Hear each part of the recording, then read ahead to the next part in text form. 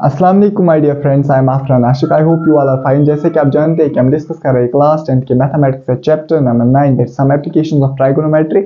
आज है इसका लेक्चर नंबर 5। पिछले लेक्चर में हमने क्वेश्चंस डिस्कस किए थे up to question number 8 of exercise 9.1। आज हम स्टार्ट करेंगे lecture with question number 9 of exercise 9.1। Question number 9 क्या है?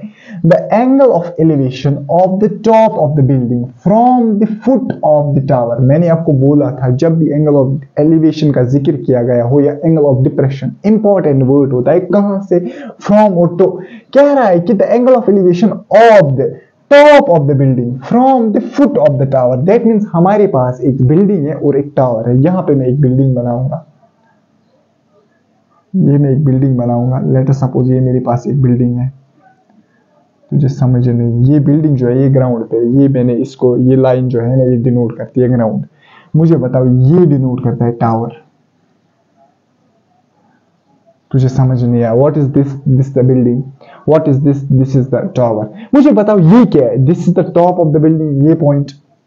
What is this is the bottom of the building. What is this is the top of the tower and what is this is the bottom of the tower. इतना तो आना चाहिए क्या आपको? अब देख क्वेश्चन क्या कह रहा है। The angle of elevation of the top of the building, of the top of the building from the foot of the of the top of the building. The top of the building is this, from the foot of the tower. Foot of the tower, this is building. मैं यहाँ पे लिखूंगा ताकि आप confuse ना हो। This is building and this is tower. जरा मुझे जल्दी जल्दी बता क्या बोल रहा है। Angle of elevation of the top of the building means top of the building from the foot of the tower, tower के फुट से। दैट मींस मैं ऑब्जर्व कहां से कर रहा हूं, यहां से। दैट मींस ये हमारे पास लाइन ऑफ साइट बन जाएगी। तुझे समझ नहीं आया? ये है ना हॉरिजॉन्टल लेवल, ये है ना लाइन ऑफ साइट, इसके दरमियान का एंगल, उसको क्या बोलते हैं हम? Angle of elevation. क्यों? क्योंकि ऊपर की ओर देख रहा है। मुझे पता कितना है, 30 डिग्री। तुझे समझ नहीं? फ्रॉम टू कह रहा है कि the angle of elevation of the top of the building from the foot of the tower, वो है 30 degree. And the angle of elevation, और एक एंगल ऑफ एलिवेशन डिफाइन कर रहा है of the top of the tower. अब है top of the tower, this is the top of the tower from the foot of the building, this is the foot of the building। अब मैं observe यहां से कर रहा हूं और नजर कहां की ओर? टॉप ऑफ द टावर की ओर। जरा मुझे बता इस वक्त एंगल ऑफ एलिवेशन कितना है? That is 60 degree. तुझे समझ नहीं आया? The angle of elevation of the top of the tower, this is the top of the tower from the foot of the building, ये कितना है? 60 डिग्री। तो हॉरिजॉन्टल लेवल के साथ एंगल कितना बनाएगा? That is angle of elevation. वो कितना है? 60 degree. If the tower is 50 metres high, that means tower की जो हाइट है ना दैट इज 50 मीटर्स। मुझे बताओ टावर की जो हाइट है दैट इज 50 मीटर्स। मुझे बतानी है find the height of the, बिल्कुल find the height of the tower. बिल्कुल इजी क्वेश्चन है। हमारा प्रोसीजर क्या रहता है सर? पहले फिगर बनाना, ब्यूटीफुल फिगर मैंने यहाँ पे बनाई सर। उसके बाद फिगर को एक्सप्लेन करना। जरा कर फिगर को एक्सप्लेन। मैं बिल्डिंग को लूंगा A B, let A B the height of the building, C D B the height of the tower. Let A B मैंने मानी height of the building and C D को मैंने माना height of the what we call as tower. पहले मैंने क्या कहा? Building figure को बनाना अकॉर्डिंग टू क्वेश्चन। दूसरा फिगर को मतलब नाम देना। तीसरा क्या होता है? फिगर को एक्सप्लेन करना। जरा मुझे बताओ लेट, मैं क्या लिखूंगा? लेट ए बी क्या है? Height of the building. ये जो मुझे निकालनी है, ए B the height of the building जो मुझे निकालनी है। अरे यार मुझे निकालना क्या है? हाइट ऑफ द बिल्डिंग, वही है ना ए बी। जरा मुझे बताओ what is C D. C D is the height of the tower. क्या ये मुझे देखे? हाँ, C D is the height of tower. C D हमारे पास है हाइट ऑफ टावर और ब्रैकेट में लिखेंगे C D is equal to what we call as, C D कितना है? 50 मीटर्स। कुछ बच्चे कहेंगे सर क्या इतना ही लिखेंगे? कुछ बच्चों को शौक होता है ये जो थ्योरी है वो ज्यादा लिखना। हालांकि इतना अगर आप लिखोगे और ये फिगर उसको दिखाओगे एग्जामिनर को, बेटा 100% तुझे मार्क्स बराबर देखेगा। एंगल का जिक्र यहाँ पे थ्योरी में करना जरूरी नहीं है बेटा। तू जरूरी यहाँ पे जिक्र नहीं कर सकता। तूने बोला ए बी है बिल्डिंग, ए बी जो है ये है बिल्डिंग और सी डी है टावर, उसको खुद ही समझ आ जाएगा। और फिगर में एंगल दिखाए तो जरूरी नहीं है लिखना। अब कोई बच्चा कहता है सर मैं लिखूंगा वो लिख भी सकता है, that means this angle represents the angle of elevation from the, वो लिख सकता है यहाँ पे, and the angle of elevation from the foot of the building to the top of the tower is 60 degree and the angle of elevation from the foot of the tower to the top of the building is 30 degree, वो लिख भी सकता है लेकिन जरूरी नहीं है।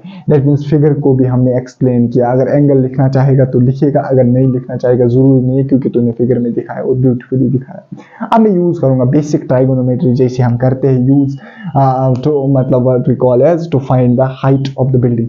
जरा मुझे बोल ट्राइगोनोमेट्री यूज करते हैं किस में, राइट एंगल ट्रायंगल में। मुझे बोल कितनी राइट एंगल ट्रायंगल्स बन रही है, मुझे तो दिखाई दे रही है एक तो ABC, इसका एक एंगल भी देखे तुझे समझ नहीं आया, दूसरी राइट एंगल ट्रायंगल ACND तुझे समझ नहीं आया, मुझे दिखाई दे रही है एक राइट एंगल ट्रायंगल ABNC, दूसरी दिखाई दे रही है what we call as ADNC। मुझे बताओ मुझे क्या निकालना है, height of what we call as building.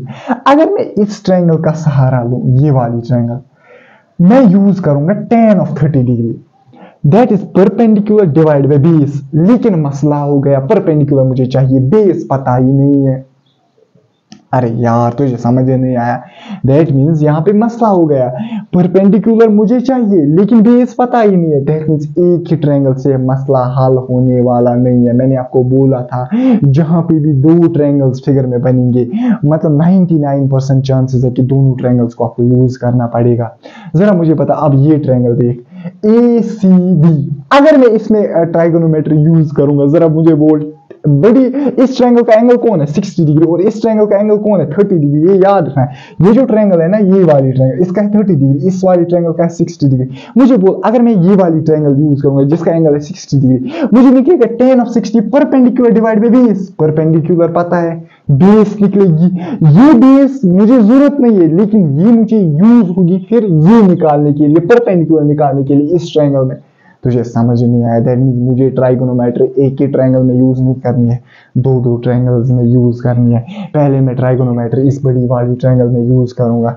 जरा मुझे बताओ मैं क्या लिखूंगा, कंसीडर। आपको समझ आया, मतलब मुझे असल में इसी में ट्राइगोनोमेट्री यूज करनी थी लेकिन ये मुझे पता नहीं था। अब ये निकालने के लिए मुझे ट्राइगोनोमेट्री इस ट्रायंगल में यूज करनी होगी। तुझे समझ नहीं आया, consider triangle ACD, consider triangle ACD। जरा मुझे बताओ जब ACD ट्रायंगल में कंसीडर करूंगा मैं क्या यूज करूंगा, tan of 60 degree. Sir tan क्यों, क्योंकि हाइपोटेन्यूज से मुझे कोई गरज नहीं है। हाइपोटेन्यूज में कौन आते हैं, साइन और कॉस। साइन मुझे जरूरत ही नहीं है, कॉस मुझे जरूरत नहीं है, क्योंकि हाइपोटेन्यूज से मुझे कोई यहाँ पे मतलब नहीं है, मुझे परपेंडिकुलर और बेस से मतलब है। tan of 60 degree will be perpendicular, that is CD divided by what we call as base, that is AC। निकली ना यहाँ base, tan of 60 degree is √3 is equal to CD divided by AC। जरा मुझे बताओ जल्दी जल्दी, √3 यहाँ पे CD का वैल्यू पुट करो 50, that means AC is equal to 50 divided by √3, that means 50 divided by √3 meters। क्या मुझे यही निकालना है? हाँ, मे बी आपसे कभी कभार पूछ सकता है what is the distance between the building and tower. अगर distance between the building and tower निकालनी होगी तो यही आपको आएगा आंसर, लेकिन मुझे ये नहीं निकालना है। मुझे क्वेश्चन बोल रहा है height of the building, that means I have to find AB कैसे अब निकालेंगे सर, इजी है। अब ये मुझे पता चला क्या कितना है 50 डिवाइड बाय √3, दैट मींस अगर मुझे ये भी पता है, ये एंगल भी पता है इस ट्रायंगल का, इस ABC का, दैट मींस मैं आराम से इसका परपेंडिकुलर निकाल सकता हूँ। दैट मींस इस पर मतलब इसका परपेंडिकुलर में तभी इसकी ट्राइगोनोमेट्री अप्लाई करके यूज कर सकता हूँ जब मैंने पहले ट्राइगोनोमेट्री अप्लाई की होगी इस बड़ी वाली ट्रायंगल पे, क्योंकि उसी पे ट्राइगोनोमेट्री अप्लाई करके मुझे 50 बाय √3 मिला। जरा जल्दी जल्दी मुझे बोल, अब मैं करूंगा कंसीडर ट्रायंगल। कौन सी ट्रायंगल मैं कंसीडर करूंगा, कंसीडर ट्रायंगल कौन सी, ये वाली ABC। जरा मुझे बताओ, अब इजी है, मुझे पता कौन सा यूज करेगा, tan of 30 डिग्री। क्यों क्यों क्यों क्यों क्यों बोल जल्दी, क्यों क्यों क्यों सर, क्योंकि 30 डिग्री। अब हमने ये वाली इस वाली ट्रायंगल का कौन सा एंगल है, इस वाली ट्रायंगल का कौन सा एंगल है 30 डिग्री। 30 डिग्री पे tan ही क्यों, क्योंकि मुझे निकालना ये पता है, दैट मींस tan ही करते हैं ना परपेंडिकुलर और बेस को relate. tan of 30 degree perpendicular AB जो मुझे निकालना है डिवाइड बाय बेस है 50 बाय √3 जो मैंने अभी निकाली, that means tan of 30 degree is 1 by √3। Is equal to A B, जरा मुझे बोल, इसको मैं लिख सकता हूँ डिवाइड बाई 50, ये आया ना 50 डिवाइड बाई √3, इसको मैं अगर मल्टीप्लाई करूँ ये आएगा √3 डिवाइड बाई 50, √3 यहाँ पे आएगा। जरा मुझे बताओ क्या मैं नहीं लिख सकता हूँ ऐसे ए बी को बराबर, ए बी बराबर है, जरा मुझे बताओ 50 डिवाइडेड बाई √3 इंटू √3, तुझे समझ नहीं आया। असल में मैंने इसको क्रॉस मल्टीप्लाई किया, 50 इंटू 1 होता है 50, ए बी इंटू √3 इंटू ये है ना √3 into √3 into A B, that means √3 into √3 into A B, फिर मैंने √3 इंटू √3 को नीचे लिया। अरे यार तेरे लिए मैं एक एक्स्ट्रा स्टेप लिखूं, तुझे मत परेशानी होगी बेटा, अगर तुझे परेशानी रह गई फिर वो इनडायरेक्टली मुझे परेशानी रह गई क्योंकि तुझे समझ नहीं आएगा।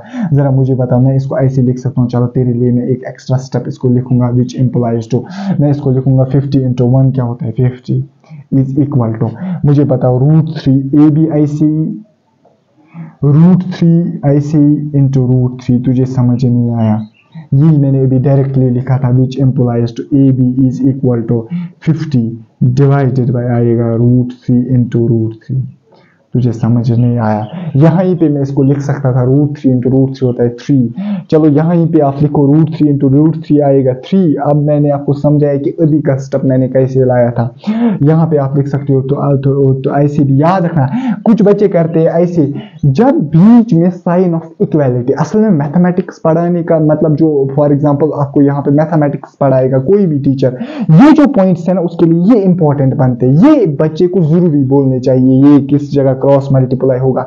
मैंने देखा है बहुत सारे टीचर जो है वो इग्नोर करते हैं इन पॉइंट्स को, इसकी वजह से जो बच्चों का बेसिक मैथ है वो कमजोर रह जाता है। जरा मुझे बोलो, अगर बीच में इक्वालिटी है ना तो डिवाइड नहीं होगा, सिर्फ इसका इसके साथ होगा, इसका इसके साथ होगा, डिवाइड नहीं होगा। अगर प्लस या माइनस है तो डिवाइड भी होता है, इतनी फर्क है। जरा मुझे बता, हाँ प्लस माइनस में साइन आएगी, यहाँ प्लस या माइनस डिपेंडिंग अपॉन बीच में क्या साइन है, यहाँ पे साइन आती है इक्वालिटी, क्योंकि यहाँ पे इक्वालिटी साइन है।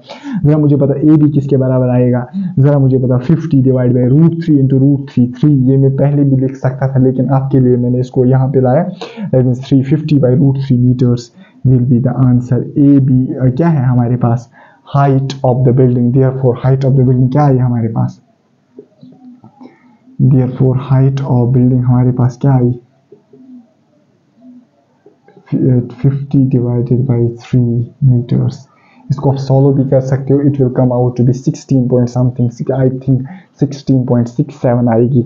अगर लिखोगे भी तो लिखो बेटा 16.67 metres will be the height of the building, और हाइट ऑफ द टावर कितना था वो देखिए था, दैट वाज 50 मीटर्स। ये था आपका क्वेश्चन नंबर 9। इसके बाद मैं इसको रब करता हूँ और यहाँ पे लिखता हूँ क्वेश्चन नंबर 10, फिर हम इसको डिस्कस करेंगे। इसके बाद है हमारे पास क्वेश्चन नंबर 10। क्वेश्चन नंबर 10 क्या है, two poles of equal heights, दो पोल्स हमारे पास है जिनकी हाइट जो है वो बराबर है। ये मेरे पास एक पोल, ये मेरे पास है दूसरा पोल। जरा मुझे पता इनकी हाइट क्या है, बराबर। अगर इस पोल की x मीटर्स, इसकी भी क्या है x मीटर, अगर इसकी 10 मीटर्स, इसकी भी क्या है 10 मीटर, इसलिए मैंने दोनों को बराबर बनाया। कह रहा है कि are standing opposite to each other on either side of the road which is 80 metres wide. देखिए क्या कह रहा है, ये कह रहा है कि ये जो दो पोल्स है ना, ये मतलब इनके बीच में रोड है, मतलब एक पोल रोड के एक साइड में है और दूसरा पोल रोड के दूसरे साइड में है। वो ये कह रहा है are standing opposite to each other. Opposite to each other मतलब ये इस साइड ऑफ द रोड पे प्रेजेंट, ये इस साइड ऑफ द रोड पे प्रेजेंट, मतलब इनके दरमियान क्या है, रोड, मतलब ये रोड के इस साइड में, ये रोड के उस साइड में प्रेजेंट है। On either side of the road मतलब on either side of the road मतलब एक इस साइड में और दूसरा इस साइड में, ये अपोजिट टू ईच अदर है ये दो पोल्स। बीच में क्या है इनके, रोड, दिस इज रोड, मतलब इनके बीच में जा रहा है रोड, और ये जो है ना ये दो पोल्स है on the opposite sides of the road, on the either side of the road.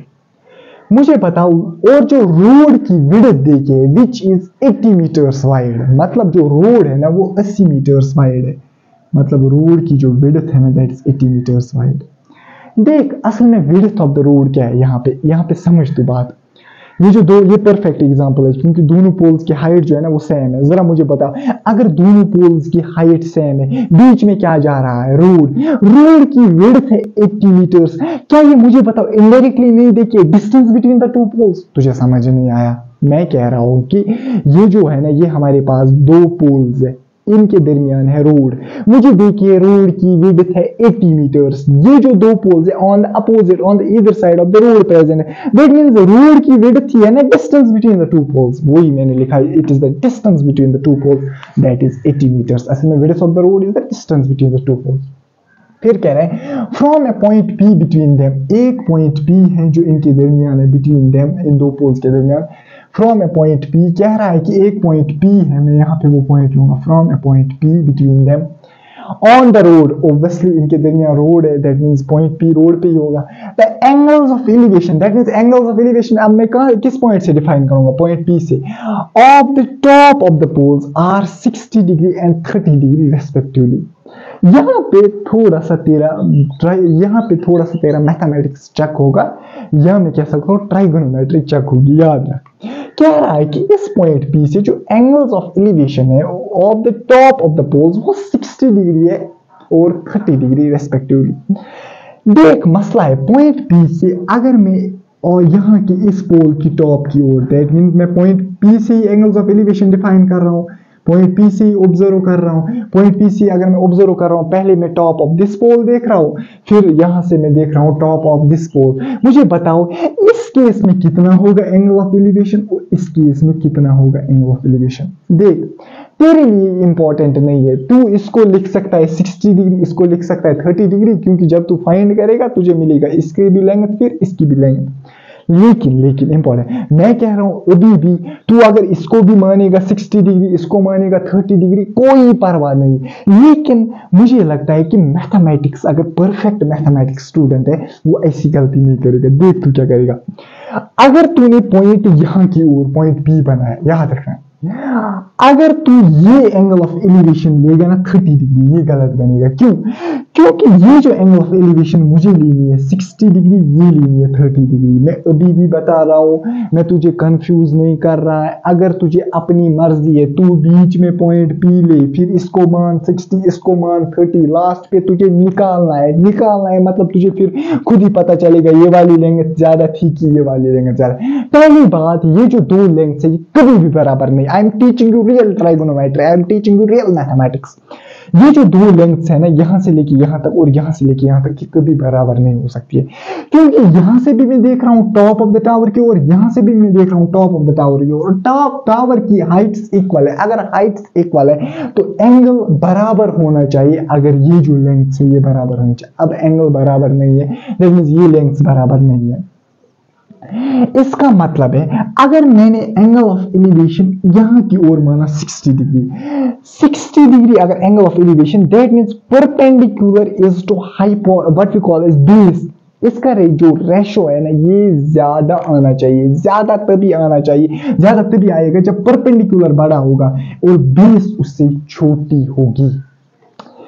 मैं समझाने की कोशिश कर रहा हूँ, शायद तू समझ नहीं पाया होगा, लेकिन जब तक मैं तुझे समझाऊंगा मैं तब तक बैठूंगा नहीं। क्योंकि देखो असल में मसला क्या होता है, मैं अगर तुझे क्वेश्चन पढ़ाऊंगा यहाँ पे, फॉर एग्जांपल यहाँ पे सम एप्लीकेशंस ऑफ ट्राइगोनोमेट्री के लेट अस सपोज 23 क्वेश्चंस है, मैं तुझे करूंगा, तू याद करेगा, प्रोसीजर याद करेगा, स्टेप्स याद करेगा, लेकिन उससे फायदा कुछ तेरे को आने वाला नहीं है। हाँ फायदा तो आने वाला है बेटा, तुझे बोर्ड में बराबर 100 में से 100 मार्क्स मिलेंगे, लेकिन यहाँ पे मेरा वो मकसद नहीं है। यहाँ पे मुझे तो मतलब तुझे ऐसे पढ़ाना है कि ताकि तुझ में थोड़ी सी विजुअलाइजेशन ट्राइगोनोमेट्री की पैदा हो, तो मतलब रियली फील करे व्हाट इज ट्राइगोनोमेट्री। एक तो होता है याद बेटा करना, तू यहाँ पे याद करेगा, इसको लेगा 60, इसको लेगा 30, तो क्वेश्चन करेगा, क्वेश्चन तो हो जाएगा, लेकिन यहाँ पे समझ तू क्या मसला है।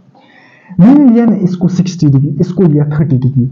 60 डिग्री की केस में परपेंडिकुलर डिवाइडेड बाई बेस का जो रेशो है ना वो ज्यादा आना चाहिए। क्यों? क्योंकि tan of 60 इज √3 होता है 1.7, और यहाँ पे जो tan of 30 होता है 1/√3, दैट मींस 1 डिवाइड बाय 1.73, वो कम आएगा 1.73 से। दैट मींस यहाँ पे जो रेशो इसका और इसका कम आएगा। रेशो कब कम आएगा? जब ये परपेंडिकुलर और ये परपेंडिकुलर है ना बराबर, जब मैं बेस को ज्यादा रखूंगा, परपेंडिकुलर यहाँ पे देखो perpendicular perpendicular, divide by base यहाँ पे भी, डिवाइड बाय बेस यहाँ पे भी। मुझे पता परपेंडिकुलर यहाँ पे भी इतना ही, परपेंडिकुलर यहाँ पे भी इतना ही, बेस यहाँ पे ज्यादा होनी चाहिए, तभी ये जो वैल्यू आएगा ये कम आएगा, क्योंकि tan ऑफ 30 डिग्री कम होता है as compare to tan of 60 degree. अगर तूने समझा बेटा, अगर तूने नहीं समझा बेटा कोई प्रॉब्लम नहीं, ये फिर तेरे लिए नहीं था। अगर मैं अब बता रहा हूं, अगर तू बोर्ड के लिए ही बेटा प्रिपेयर कर रहा है, तू कह रहा है सर ये ज्यादा हो गया, तो क्या सिंपली याद रखिएगा दो पोल्स है, बीच में रोड है, और ये एंगल तू 60 लेगा, अगर तू इसको भी 30 लेगा कोई परवाह नहीं, लेकिन रियल मैथमेटिक्स स्टूडेंट इसको ऐसे ही बनाएगा। अगर रियल मैथमेटिक्स तो टी को यहाँ की ओर बनाएगा, तो इस ओर 30 बनाएगा, इस ओर 60 बनाएगा। मुझे लगता है कि तुझे समझ आना चाहिए, तुझे समझ आया होना चाहिए। अगर नहीं आया तो फिर ये बेटा तेरे लिए नहीं था। तू क्या करेगा, तू इसको यहाँ पे पॉइंट को मान, मतलब एग्री, तू यहाँ पे पॉइंट को मान, मतलब ठीक, तू यहाँ पे पॉइंट को मान, ठीक, तू यहाँ से 30 मान, यहाँ से 60 मान, तुझे एग्जामिनर मार्क्स कट नहीं करेगा। लेकिन मैं यकीन के साथ कह रहा हूँ, जब एग्जामिनर ये वाला देखेगा ना, उसको लगेगा वाकई में बच्चे ने ट्राइगोनोमेट्री अच्छे से पढ़ी है, क्योंकि इस ट्रायंगल में जो परपेंडिकुलर टू बेस का रेशो वो आना चाहिए ज्यादा, क्योंकि tan ऑफ 60 होता है ज्यादा। इतना बकवास करने के बाद फिर क्या, हमने फिगर बनाई, इसके बाद क्या होता है, फिगर को नाम देना। इसको मैं ए बी लूंगा, एक टावर का नाम, सी डी में मानूंगा दूसरे टावर का नाम। जरा मुझे बताओ फिर क्या होता है, फिगर को एक्सप्लेन करना, जरा कर फिगर को एक्सप्लेन जरा मुझे। हमें निकालना है क्या है, हमें निकालना है find the heights of the poles. मुझे निकालना है जो ये पोल्स है इनकी हाइट्स मुझे निकाल, चूंकि इनकी हाइट बराबर है तो दैट मींस मुझे हाइट ऑफ द पोल्स निकालनी है। और क्या निकालना है, and the distances of this point from this pole as well as this pole. That means आपको बीपी भी निकालनी है डिस्टेंस, एंड पीसी डिस्टेंस भी आपको निकालनी है। क्या करेंगे, फिगर को एक्सप्लेन करेंगे, सोल्यूशन लिखेंगे। जरा मुझे बताओ, मैं लिखूंगा A B and C D, let A B and C D, A B and C D B the heights of two towers, let A B and C D B the heights of two towers. ये हमारे पास A B और C D जो है ना, ये हमारे पास है हाइट्स किसके, दो टावर्स के लिए। लेकिन तेरे लिए मैं ब्रैकेट में लिखूंगा A B is equal to C D. तुझे में प्रॉब्लम होगी, अगर तुझे प्रॉब्लम होगी क्वेश्चन से पूछ, क्वेश्चन ही कह रहा है दो पोल्स की इक्वल हाइट है बराबर। इसके बाद क्या है, इसके बाद हमारे पास किसको नाम दिया, हाँ पी बी अ पॉइंट। इसने कहा था from a point between them on the ground, मैंने उस पॉइंट का नाम दिया P, P be the point, P be the point between them on the ground, and let P be the point between them on the ground. What we call as let P be the point between them on the ground. Wire from angle of elevation, अब उतना लंबा हो जाएगा अगर तू लिखेगा wire from angles of elevations are observed। जरा मुझे पता, वो नहीं लिखेंगे wire from angles of elevations are observed। जरा मुझे पता what is BP? BP represents the distance of this point P from the tower AB। ये यहाँ पे लिखना जरूरी है, क्यों, क्योंकि ये मुझे लास्ट पे निकालना है। जरा मुझे बताओ मैं क्या लिखूंगा, BP जो है वो रिप्रेजेंट करता है डिस्टेंस किसकी, रिप्रेजेंट्स डिस्टेंस, वो रिप्रेजेंट करता है distance. Point of point P वो रिप्रेजेंट करता है डिस्टेंस ऑफ पॉइंट P, कहां से, फ्रॉम टावर, किस टावर से, ए बी टावर से। जरा मुझे बता व्हाट इज सीपी, सीपी क्या रिप्रेजेंट करता है, ऐसी distance of the point P from the tower, लेकिन किस टावर से, सी डी टावर से। दैट मींस ये भी मुझे निकालना है, बीपी भी, सी डी भी निकाल और ए बी भी निकालना है, क्योंकि ए बी होता है बराबर सी डी, तो फिर टावर भी, दोनों टावर जो दोनों पोल्स की जो हाइट्स हैं वो निकल जाएंगी। इसके बाद क्या करते हैं, दैट मींस एक्सप्लेन हमने किया। इतनी थ्योरी लिखने के बाद क्या तुझे लगता है कि जरूरत है एंगल्स ऑफ एलिवेशन लिखने की? सर मुझे तो कॉपी जो है ना, कॉपी पे अच्छे से लिखना है बेटा। अगर अच्छे से लिखना है ग्लिटर पेन से, फिर तू लिख सकता है angle of elevation. That means आप लिख सकते हो the angle of elevation of the top of the tower A B from the point P is 30 degree and the angle of elevation of the top of the tower C D from the point P is 60 degree. उतना लिखने की जरूरत नहीं है। जरा मुझे बता अब क्या हम यूज करते हैं? सर फिगर को एक्सप्लेन भी किया हमने, इसके बाद क्या यूज करते हैं? बेसिक ट्राइगोनोमेट्री यूज करके हम निकालेंगे। दैट मींस हमें एक तो बीपी निकालना है, पीसी निकालना है एंड ए बी निकालना है। बेसिक ट्राइगोनोमेट्री यूज करके हम इसको निकालेंगे। जरा मुझे एक चीज बता, बात ए बी हमारे पास है, ये हमारे पास है सी डी। मुझे पता ये कैसे हम निकालेंगे, बेसिक ट्राइगोनोमेट्री यूज करके। पहले हमारे पास क्या होनी चाहिए, right angle triangle. Right angle triangle में ये ट्राइगोनोमेट्री यूज करेंगे। कितनी राइट एंगल ट्रायंगल्स दिखाई दे रही है sir, 2, A B P and C D P. That means obviously मैंने आपको बोला यूजुअली जब भी 2 राइट एंगल ट्रायंगल्स बन रही है तो दोनों यूज होंगे, दोनों में आपको ट्राइगोनोमेट्री अप्लाई करनी पड़ेगी, आपको रिजल्ट मिलेगा। जरा मुझे बता, अगर मैं कंसीडर करूंगा ट्रायंगल ए बी पी, मैं कंसीडर करूंगा, consider triangle A B P. जरा मुझे पता ए बी पी ट्रायंगल का कौन सा एंगल है, 30 डिग्री। मैं यूज करूंगा tan of 30 degree. Sir sine कहाँ गया, कॉस कहाँ गया? अरे यार साइन कॉस में हाइपोटेन्यूज आता है। हाइपोटेन्यूज से मुझे यहाँ पे क्या करना है, मुझे चाहिए परपेंडिकुलर और बेस। मुझे क्या करना है, परपेंडिकुलर आता है ए बी, वो मुझे जरूरत है, बी पी वो भी मुझे जरूरत है, तो मुझे उसको क्या करना है, what we call hypotenuse. tan of 30 degree क्या आएगा, A B divided by what we call as B P. जरा मुझे बताओ tan ऑफ 30 डिग्री, मुझे पता tan ऑफ 30 डिग्री क्या होता है, 1/√3 is equal to A B divided by what we call as B P. इसको मैं ऐसे ही रखूंगा, A B divide by B P. अच्छा जरा मुझे एक चीज बताओ, क्या मैं इस बीपी को लिख सकता हूं, बीपी को क्या मैं लिख सकता हूं, इट इज 80 माइनस पीसी या सीपी?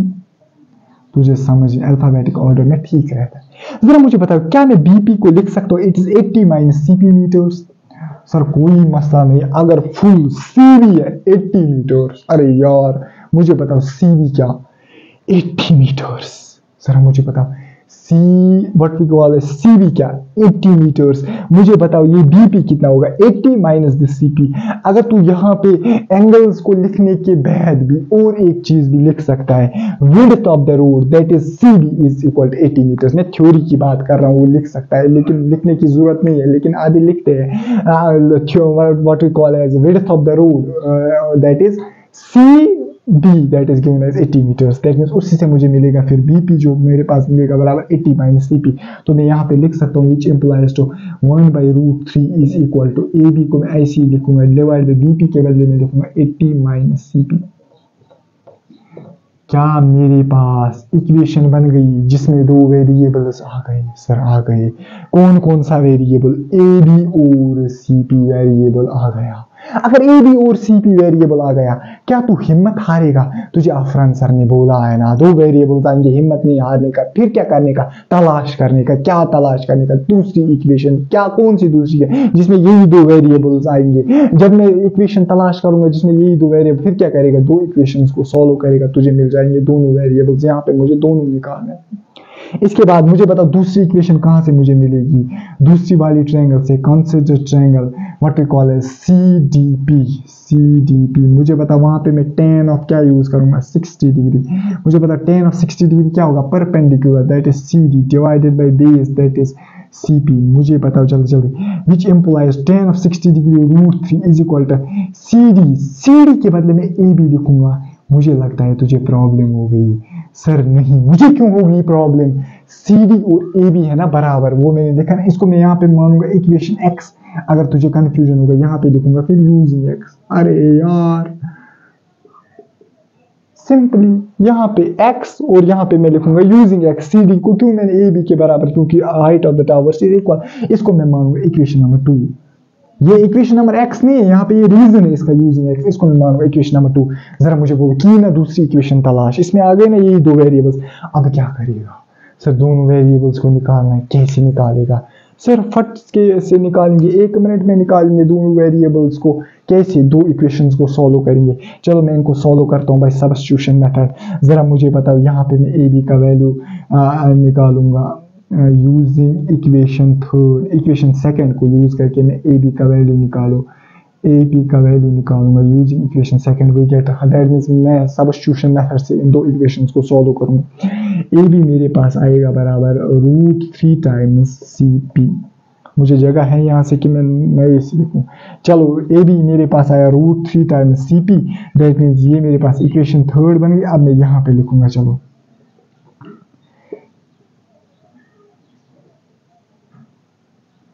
अब मैं यहाँ पे लिखूंगा। जरा मुझे बताओ, AB मेरे पास है √3 CP। इस इक्वेशन 3 का वैल्यू मैं पुट करूंगा, पुटिंग मैं equation value of equation third किस इक्वेशन का किस में, इन इक्वेशन फर्स्ट। ज़रा मुझे बताओ, जब मैं इक्वेशन थर्ड का वैल्यू पुट करूँगा इक्वेशन फर्स्ट में, मुझे क्या मिलेगा, 1/√3 is equal to A B के वाले मुझे वैल्यू पुट करना है √3 times C P.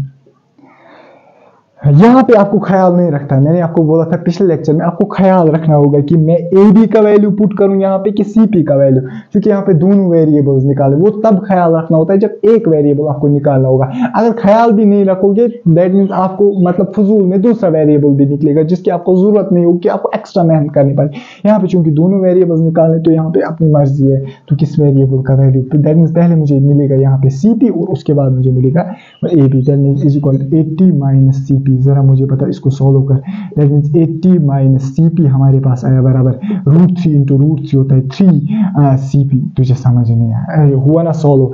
80 minus C P into 1 होता है 80 माइनस सी पी, √3 इंटू √3 होता है 3 सी पी। दैट मीन्स हमारे पास आया बराबर 80 is equal to C P plus 3 C P 4 C P. That means C P हमारे पास निकला 20 के बराबर 20 मीटर। जरा मुझे बताओ 4 1 और 4 20, जरा मुझे बताओ व्हाट इज सीपी। सीपी मैंने ये भी लिखा था, CP represents the distance of the point P from the tower CD. That means CD tower से पॉइंट पी कितना दूर है, दैट इज 20 मीटर। एक हमारे पास निकला। अगर हमारे पास सीपी निकला, जरा मुझे बोल, मैं देयरफॉर लिख सकता हूं मैं बीपी जो है वो बराबर होता है 80 माइनस सीपी। जरा मुझे बता 80 minus 20 that is equal to 60 metres. Therefore दूसरा भी हमारा पार्ट निकल गया। जरा कैसे निकल गया, जरा मुझे बता बीपी जो है बराबर what does that represent, distance of the point P from the tower AB, वो भी निकला ना। देन P पॉइंट की इस टावर से भी डिस्टेंस निकली, P पॉइंट P मैं लिखूंगा, माइक चल रही है। हाँ, P पॉइंट की भी इस टावर से भी डिस्टेंस निकली, P पॉइंट की इस टावर से भी डिस्टेंस निकली। दैट मींस इस टावर से दूर कितना 20 मीटर, इस टावर से दूर कितना 60 मीटर्स। जरा मुझे वो दो पार्ट्स हो गई। तीसरा पार्ट तीसरा पार्ट मैं यहाँ पे कर रहा हूँ, आप कंफ्यूज नहीं होना। पहले आप सॉल्यूशन में ये 4 लाइंस लिखना, फिर ये लिखना, दैट मींस पहले आप ये लिखोगे, फिर ये लिखोगे, देन मैं इसको एरो से दिखाऊंगा, फिर आप ये लिखोगे और इसके बाद आप ये लिखोगे। यहाँ पे फिगर बनाओगे ना पहले, फिर ये फिर ये फिर ये फिर ये, और उसके बाद लास्ट पे तू इसको लिखेगा यहाँ से। अब मुझे क्या निकाला है, अरे यार तू कंफ्यूज हो गया, ये पहले फिगर फिर ये फिर ये फिर ये फिर ये फिर इसके बाद ये लिखेगा। जरा अब मुझे क्या निकाला, ए बी। जरा मुझे पता ए बी किसके बराबर आएगा, यूजिंग इक्वेशन सेकंड से मैं ए बी निकाल सकता हूँ। ए बी जो है वो बराबर आएगा √3 times C P. C P का वैल्यू है 20, दैट मींस ए बी आएगा बराबर 20√3 metres will be the height of the tower. अगर ए बी है 20√3, सी डी भी क्या आएगा बराबर, therefore CD is also equal to 20√3 metres. That means जो हमें निकालना था वो हमने निकाला। क्या क्या निकालना था, height of the towers, height of the poles निकालता। अगर मैंने पोल की जगह टावर बोला है तो मुझे माफ करना बेटा। ए बी बराबर है 20√3, सी डी भी बराबर है 20√3। Distance of this point P from this tower is 60 metres and distance of this point P from this tower is 20 metres. अगर आप किसी को ज्यादा शौक होगा, वरना लिखने की जरूरत नहीं है, अगर किसी को ज्यादा शौक लिखने वो लिखेगा फिर देयरफॉर, वो लिखेगा लास्ट पे इसको कंक्लूड करते हुए ऐसे लिखेगा यहाँ पे देयरफॉर हाइट ऑफ पोल। चलो मैं लिखता हूँ, इससे अच्छा लगता है question. Height of poles is equal to 20√3 metres. Poles की हाइट है and distance of P from tower A B. जो P पॉइंट की डिस्टेंस है किस टावर से, ए बी से कितना दूर है 60 मीटर्स। ए बी से कितना दूर है 60 metres and distance of point P from tower किससे, सी डी टावर से कितना है 20 मीटर्स। इसको तो फिर लास्ट पे लिखेगा, ये वाला खत्म करके इसको तो फिर ये लिखेगा लास्ट पे। तुझे समझ आया होगा कि कैसे सीक्वेंस में इसको लिखना है। क्योंकि बोर्ड थोड़ा सा छोटा है इसलिए मैं अब रब करता इसको, फिर अच्छा नहीं लगता, ऐसे अच्छा लगता है परफेक्ट सोल्यूशन। ये था हमारे पास क्वेश्चन नंबर 10। इसके बाद मैं इसको रब करूंगा और मैं यहाँ पे लिखूंगा क्वेश्चन नंबर 11, फिर हम क्वेश्चन नंबर 11 को डिस्कस करेंगे। इसके बाद है हमारे पास क्वेश्चन नंबर 11। क्वेश्चन नंबर 11 के लिए इसने फिगर वही से बनाई है, लेकिन याद रखना क्वेश्चन नंबर 11 की फिगर को अंडरस्टैंड करना थोड़ा सा डिफिकल्ट है। देख क्वेश्चन क्या कह रहा है, a TV tower stands vertically on a bank of a canal. कह रहा है कि ये जो टीवी टावर है ये स्टैंड कर रहा है vertically on a bank of a canal, हमारे पास एक कैनाल है, ये मेरे पास एक कैनाल है, यहां से पानी जा रहा है, ये मेरे पास एक कैनाल है, यहां से पानी जा रहा है, तू मान के चल यहाँ पे ये कैनाल है, यहां से पानी जा रहा है। इसके एक किनारे पे मौजूद है क्या, एक टीवी टावर। फिर कह रहा है from a point on the other bank, कह रहा है कि इस कैनाल के कितने किनारे होंगे, दो। एक किनारे पे क्या मौजूद है, टीवी टावर। दूसरे किनारे कह रहा है कि फ्रॉम ए पॉइंट, एक पॉइंट से, ऑन द अदर बैंक, ये किस पॉइंट की बात कर रहा है, सी पॉइंट किस पे, ऑन द अदर बैंक, मतलब जो सी पॉइंट है ये दूसरे किनारे पे मौजूद। एक किनारे पे अगर टीवी टावर है, जो सी पॉइंट है ये दूसरे किनारे पे मौजूद है। तो समझ गया होगा, ये टावर है, ये यहां से कैनाल जा रही है, सी पॉइंट बिल्कुल डायरेक्टली अपोजिट इस टावर के दूसरे किनारे पे मौजूद है, directly opposite to the tower. The angle of elevation इसी सी पॉइंट पे जो दूसरे किनारे पे मौजूद है, जो एंगल ऑफ एलिवेशन है of the top of the tower, वो है 60 डिग्री, जैसे इसने फिगर में दिखाया गया है। फिर कह रहा है फ्रॉम अनदर पॉइंट किस पॉइंट की बात कर रहा है, डी पॉइंट की बात कर रहा है, which is 20 metres away from this point, जो 20 मीटर दूर है, किस पॉइंट से, सी पॉइंट से। सी कौन सा पॉइंट है, जो दूसरे किनारे पे मौजूद है, इस कैनाल के दूसरे किनारे पे मौजूद है। अगर पहले किनारे पे क्या मौजूद हम रखेंगे, टावर, ये है ना कैनाल, इसके एक किनारे पे क्या मौजूद, टावर, दूसरे किनारे पे क्या मौजूद, सी पॉइंट, और इसी सी पे एक और पॉइंट है बी, वो कितना दूर है, what we call 20 मीटर, लेकिन इंपॉर्टेंट है, on the line joining this point two the foot of the tower, इसी लाइन पे। अरे यार मुझे ये बताओ जल्दी जल्दी, ये है ना फुट ऑफ द टावर, ये है ना foot of the tower, foot of the tower और पॉइंट सी को जो लाइन जॉइन कर रही है, इसी लाइन पे मौजूद है पॉइंट डी, और ये जो पॉइंट डी है ये कितना दूर है, what we call C point से 20 मीटर। सिंपली समझ, ये एक किनारे पे, ये दूसरे किनारे पे डायरेक्टली अपोज। मुझे बताओ यहाँ पे एंगल ऑफ एलिवेशन क्या, 60 डिग्री। मुझे पता है इसी लाइन पे जो ज्वाइन कर रही है फुट ऑफ द टावर, इसी लाइन पे, ये इंपॉर्टेंट है, इसी लाइन पे जो ज्वाइन कर रही है फुट ऑफ द टावर, इसी लाइन पे जो सी पॉइंट से एक पॉइंट दूर है 20 मीटर की दूरी पे, वहां पे एंगल ऑफ एलिवेशन कितना है, सी पॉइंट पे angle of elevation of the top of the tower is 30 degree, यहाँ पे 30। ऑब्वियसली बात है, ये हमने परसों भी पढ़ा था। अगर यहाँ पे एंगल ऑफ एलिवेशन है 60 डिग्री, अगर मैं अवे डिस्टेंस को डिक्रीज करूंगा, मतलब डिस्टेंस को इंक्रीज करूंगा, एंगल ऑफ एलिवेशन डिक्रीज होगा, ये हमने देखा था। Find the height of the tower, एक तो मुझे इस हाइट टावर की चाहिए और मुझे चाहिए विड्थ ऑफ द कैनाल। मुझे बताओ, फिगर वही से बना के, फिगर की नेमिंग वही से रख के, जरा मुझे बता क्या हमें क्या करना है, फिगर को एक्सप्लेन। मैं कह रहा हूं अगर तू एक्सप्लेन भी नहीं करेगा तुझे कोई मार्क्स नहीं काट सकता। क्यों? क्योंकि इसने फिगर वही से नाम दिया है ना फिगर का, इसने वही से ए बी माना है ना, हाइट ऑफ द टावर। अब मुझे क्या लिखने की जरूरत है, ए बी है हाइट ऑफ द टावर, लेकिन थोड़ा सा अच्छा लगेगा अगर मैं एक दो सेंटेंसेस लिखूंगा, थोड़ा सा अच्छा लिखेगा।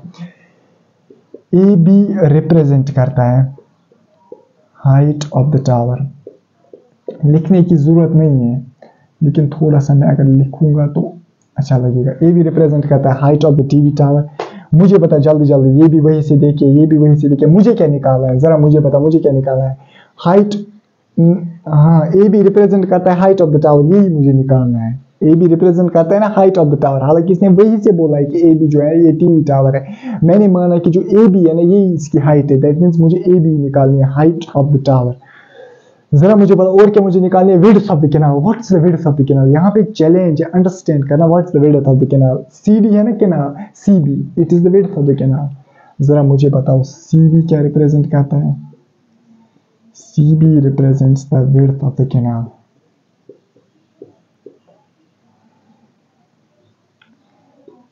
मुझे बताओ, इसने वही से बोला था ना ए बी जो है ये एक ट्रांसमिशन टीवी टावर है। मुझे बताओ व्हाट इज ए बी। मैंने मान के चलो जो ए बी है ना, this is the height of this what we call as tower. तुम कुछ भी ले सकते हो, जैसे हम लेते आए A B height of the tower, तो इसको ले सकता है H be the height of the tower, कुछ भी। लेकिन मैंने यहाँ पे माना जो ए बी है ये हाइट ऑफ द टावर है, और सी बी क्या है, विड्थ ऑफ द कैनाल, क्योंकि यही है ना कैनाल असल में, सी से लेके डी तक ये है ना कैनाल। ये जो पॉइंट डी है ना, ये फिर इस अदर बैंक पे जो पॉइंट है उससे 20 मीटर दूर है। असल में जो कैनाल है ना वो है सी बी। अभी मैं आपको समझा रहा था, पानी यहाँ से जा रहा है, सी बी है what we call as width of the canal. मुझे पता सी बी क्या है, this the width of the canal. मुझे पता निकालना क्या, सी बी। मुझे पता निकालना क्या, ए बी। यूज क्या करेगा सर, बेसिक ट्राइगोनोमेट्री, उसके लिए क्या होनी चाहिए, राइट एंगल ट्रायंगल। यहाँ पे कितनी राइट एंगल ट्रायंगल, दो, कौन कौन सी, ए बी डी और ए बी सी, मुझे पता कौन सी यूज करेगा। मैं पहले यूज करूंगा, देखो यहाँ पे दोनों राइट एंगल ट्रायंगल यूज होगी, क्योंकि अगर मैं छोटी यूज करूंगा tan of 60 is equal to perpendicular divide by base, ना परपेंडिकुलर पता है ना बेस पता है, तो मैं क्या करूंगा, पहले मैं ये वाला ये यूज करूंगा, what we call as this, कौन सा, tan of 30 degree. tan of 30 degree क्या होता है, perpendicular divide by base. Base में मुझे एक पार्ट पता है ना, जरा मुझे बोलो ये वाला पार्ट रहेगा ना, दैट मींस यहाँ पे दो इक्वेशंस बन गई, दो इक्वेशंस में दो वेरिएबल्स बनेंगे और वो आराम से हम सॉल्व कर सकते हैं। जरा मुझे जल्दी जल्दी बता हम क्या लिखेंगे। पहले हम करेंगे कंसीडर, अरे यार ऐसे क्वेश्चंस हमने मुझे लगता है 20 किए। सिंपली पहले एक ट्रायंगल पे फिर दूसरे ट्रायंगल पे, consider triangle ADB, consider triangle ADB, consider triangle ADB। जब मैं ADB को कंसीडर करूंगा ट्रायंगल, जरा मुझे बोलो यहाँ पे मैं क्या डिफाइन करूंगा, tan of 30 डिग्री। जरा मुझे बता, अगर मैं tan of 30 degree, that will be perpendicular, perpendicular है AB divided by, that will be what we call as BD, AD divided by BB। Sorry एक मिनट,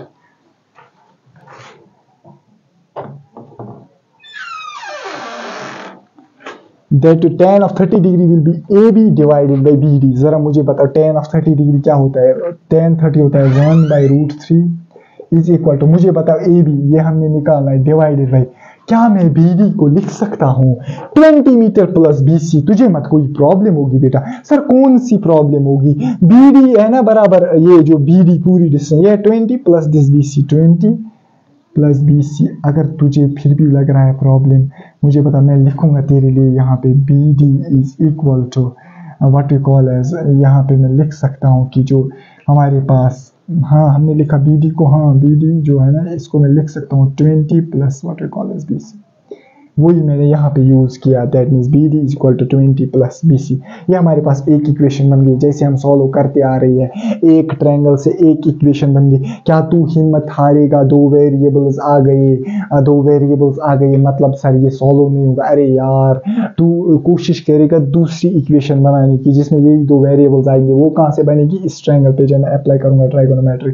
जरा मुझे पता, इसके बाद मैं लिखूंगा कंसीडर, इसके बाद मैं लिखूंगा कंसीडर कौन सी ट्रायंगल, लेकिन कौन सी ट्रायंगल, छोटी वाली ट्रायंगल ABC।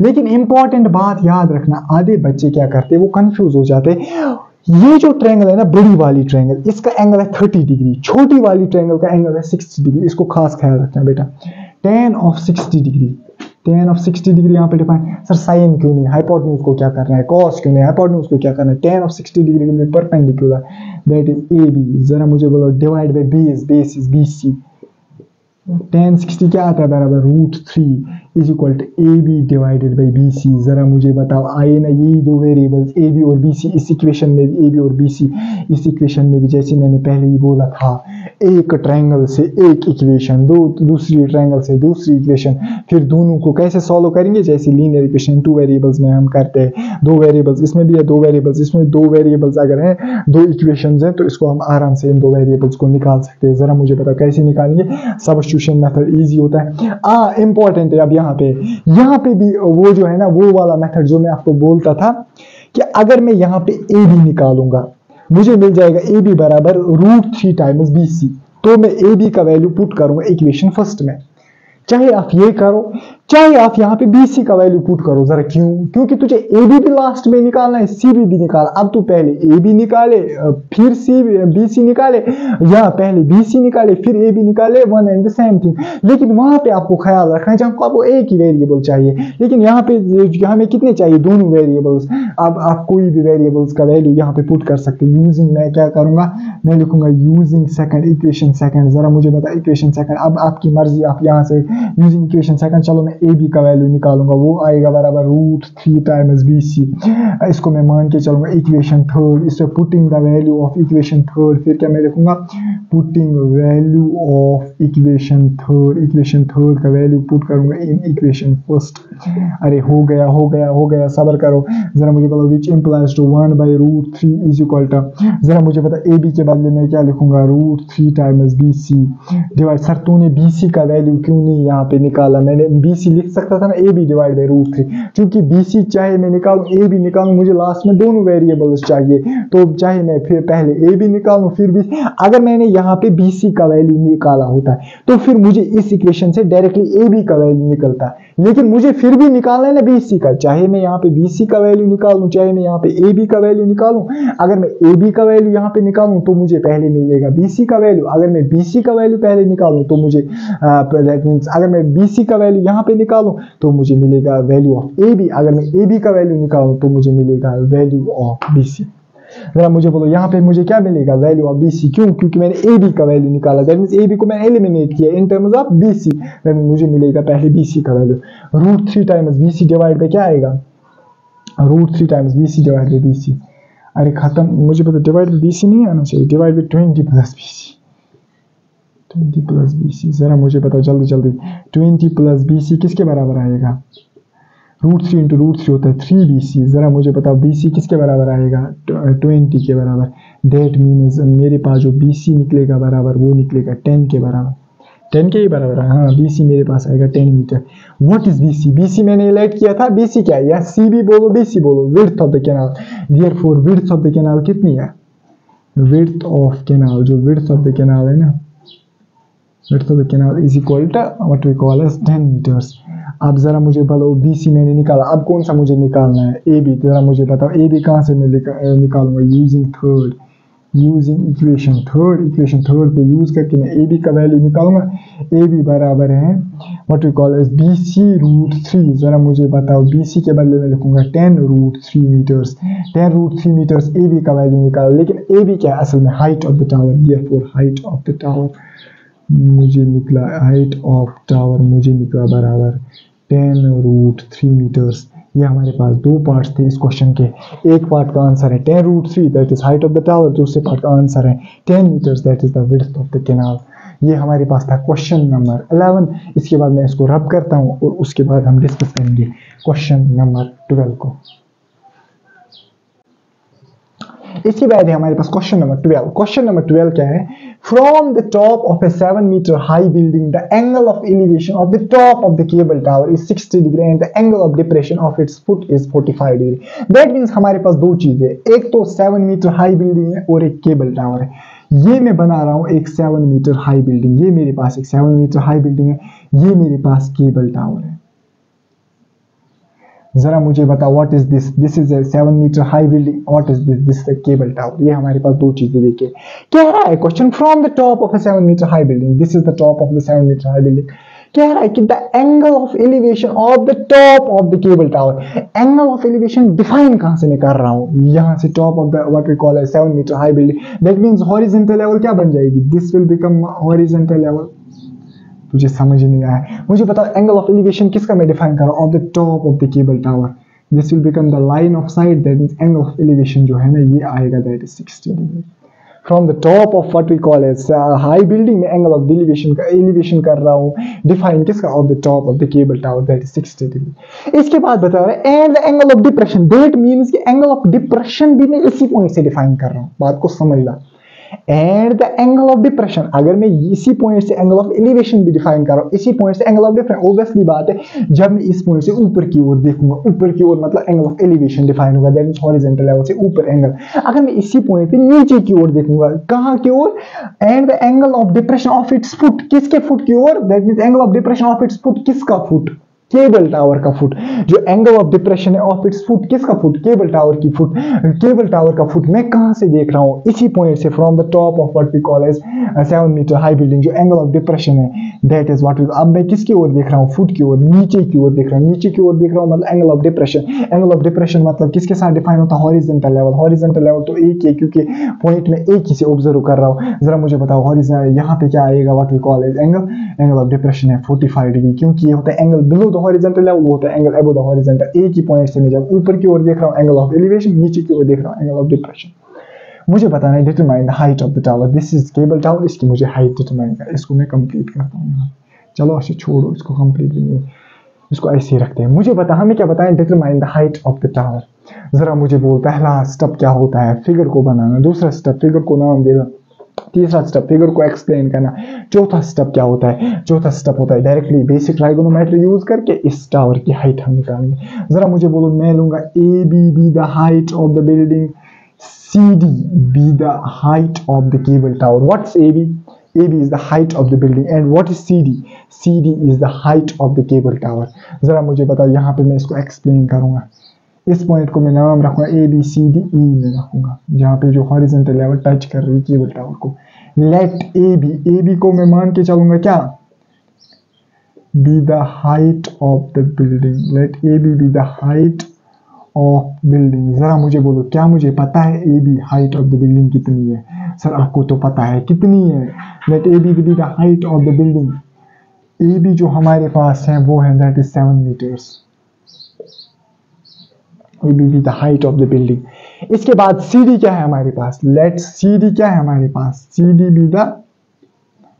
CD है हमारे पास height of cable tower. CD be the height of cable tower. जरा मुझे बता, क्या केबल टावर की हाइट मुझे देखे ना? वो मुझे निकालनी है सीधी।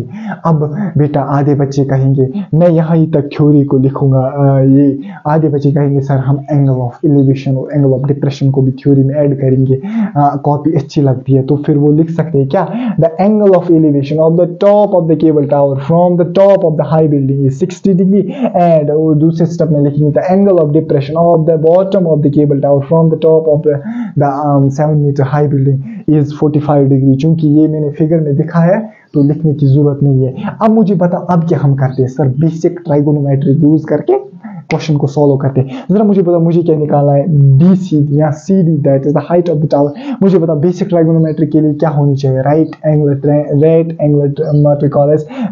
ट्रायंगल। ये भी मेरे पास एक राइट एंगल ट्रायंगल है। अगर मैं इसको कंप्लीट करूंगा, ये भी मेरे पास एक राइट एंगल ट्रायंगल है, ये भी मेरे पास एक राइट एंगल ट्रायंगल, क्योंकि तीनों राइट एंगल ट्रायंगल्स का जो तीनों ट्रायंगल्स का एक एक एंगल 90 डिग्री है। लेकिन अब मसला है सर कौन सी ट्रायंगल्स में यूज करूंगा? मैं वही राइट एंगल ट्रायंगल्स यूज करूंगा जिनसे मुझे अपना मकसद निकलेगा। मकसद क्या है मेरा?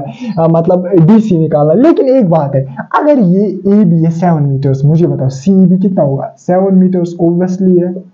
अरे यार AB मेरे पास 7 मीटर्स है, CB क्या होगा? 7। लेकिन आधा क्वेश्चन तो हो गया। C तो हमने निकाल लिया, लेकिन अब निकालना है D जितना। हमें हाइट ऑफ टावर मिल गई। क्या D है हाइट ऑफ टावर? ना सर CD है, लेकिन CD होगा ना बराबर C + D। अब C मुझे पता है 7 मीटर्स, D निकालो। दैट मीन्स इनडायरेक्टली मुझे एक ही चीज निकालनी है, दैट इज D।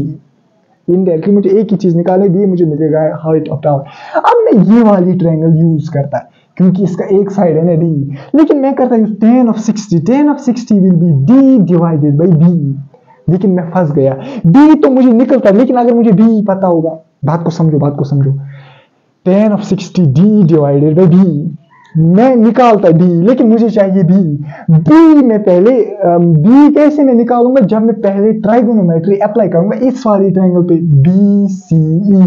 एक एंगल क्या?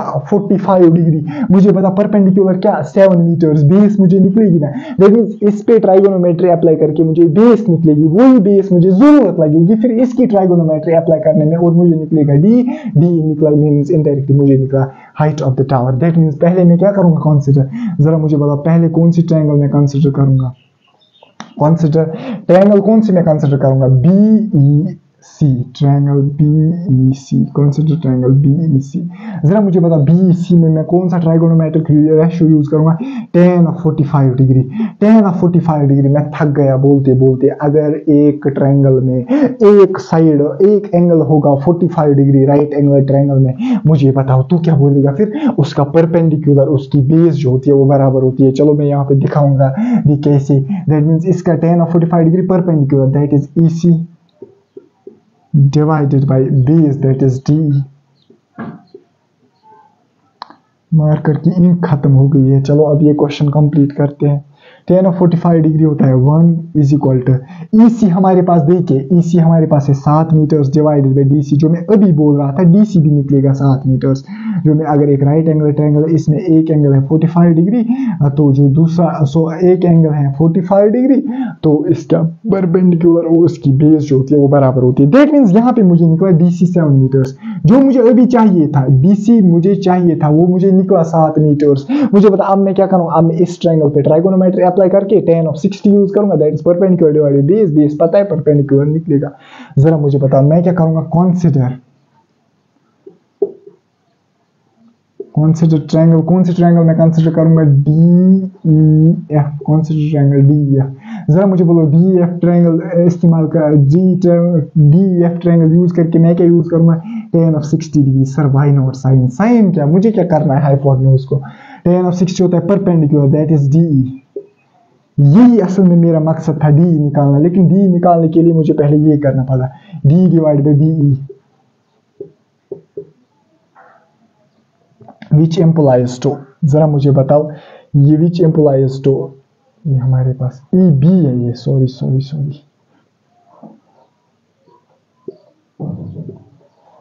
This is EB।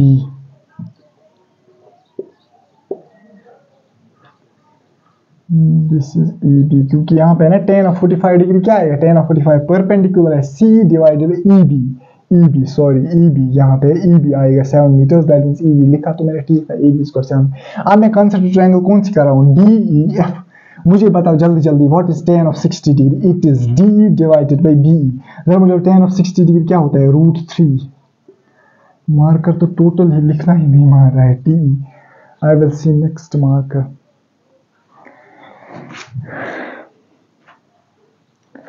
हमारे पास है √3 इज इक्वल टू डी क्या हमें पास पता है, वही निकालना है, DE। ये इससे बदतर है, DE डिवाइडेड बाई क्या आएगा, what we call as BE, which implies to। जरा मुझे बताओ B के बदले में क्या लिखूंगा, B तो मुझे पता है दैट इज 7 मीटर्स। पहले मैं इसको इंक डालता हूँ, सॉरी फॉर इंटरप्शन, पहले मैं इसको इंक डाल, ये थोड़ा सा कम विजिबल था इसलिए मैंने इसको नए से लिखा। जरा मुझे बता कहाँ पे हम पहुंचे थे, √3 is equal to DE divide by 7। मुझे बता विच इम्प्लाइज टू DE क्या हमारे पास निकलेगा, बराबर 7√3 मीटर्स। जरा मुझे बताओ, मुझे चाहिए था D कितना निकला, 7√3 मीटर्स। EAC कितना है, AC 7 metres. What is the height of the cable tower, that is DC को मैं लिख सकता हूँ ना, बराबर EC प्लस DE भी हमारे पास निकला, EC तो पता ही था हमारे पास, इनडायरेक्टली हाइट ऑफ टावर निकला। देयरफॉर जो हाइट ऑफ केबल टावर है ना, therefore height of tower, cable tower इसको लिखो, height of cable tower is equal to, जरा मुझे बताओ CD, height of cable tower हमने लिया ना CD, लेकिन CD को मैं लिख सकता हूँ बराबर CE plus what we call as DE। जरा मुझे बताओ what is CE 7 metres plus this is 7√3 metres, 7 निकलेगा common, that means 1 plus √3 meters। Height of the tower will be 7 bracket में आएगा 1 plus √3 meters। This will be the height of this cable tower. यहाँ से मुझे लगा ये पूरा visible है, यहाँ से थोड़ा सा विजिबल नहीं था तो मैंने इसको ये लिखा, मतलब नए से लिखा। तो अब आप देख सकते हो पूरा question, that means height of tower क्या हमारे पास निकला, 7 मतलब ब्रैकेट में आएगा 1 प्लस √3 meters। ये था हमारे पास क्वेश्चन नंबर 12। क्वेश्चन नंबर 13 से हम नेक्स्ट लेक्चर में डिस्कस करेंगे, और मुझे लगता है कि नेक्स्ट लेक्चर ही होगा last lecture of this chapter. Thank you very much.